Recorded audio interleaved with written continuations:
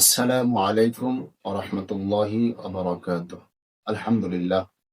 আল্লাহ তাআলার কাছে অশেষ শুকরিয়া যে আল্লাহ তাআলা আমাদেরকে আজকে সুন্দর একটি বিষয় নিয়ে আলোচনা করার এবং শোনার তৌফিক দান করে দিয়েছেন। এজন্য আল্লাহর কাছে আমরা শুকরিয়া দান করি আলহামদুলিল্লাহ। আজকের বিষয়বস্তু হলো যে আমরা নামাজ পড়ি শিরক হয়ে যাই, রোজা রাখি শিরক হয়ে যায়, দান সদকা করি সেটাও শিরক হয়ে যায়। কিভাবে? এ ব্যাপারে মুসনাদ আহমদ কিতাবে রয়েছে নবীজি সাল্লাল্লাহু আলাইহি সাল্লাম বলেছেন, মান সাল্লা ইরাইন ফাকাদ আশরাকা ওয়া মান সামা ইরাইন ফাকাদ আশরাকা ওয়া মান তাসাদ্দাকা ইরাইন ফাকাদ আশরাকা। নবীজি বলেন, যে ব্যক্তি মানুষকে দেখানোর জন্য, মানুষকে রাজি করার জন্য, মানুষকে খুশি করার জন্য মানুষ নামাজি বলবে এই উদ্দেশ্যে নামাজ পড়বে, ফাকাদ আশরাকা, সে শিরক করল।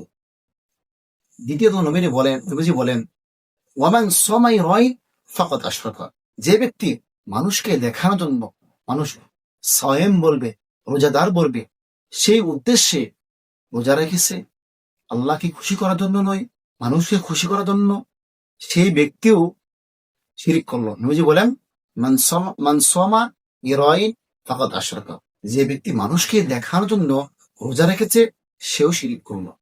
তৃতীয়ত নবীজি বলেন ওয়ামান তাসাদ্দাকা ইরাইন ফাকাদ আশরাকা, এবং যে ব্যক্তি মানুষকে দেখানোর জন্য মানুষ বাহবা বলবে, মানুষ দানবীর বলবে, মানুষকে খুশি করার জন্য আল্লাহ রাস্তায় দান করবে, সেটাও যেন সে ব্যক্তি যেন শিরক করে ফেললো, ফাকাদ আশরাকা, সেও শিরক করে ফেললো।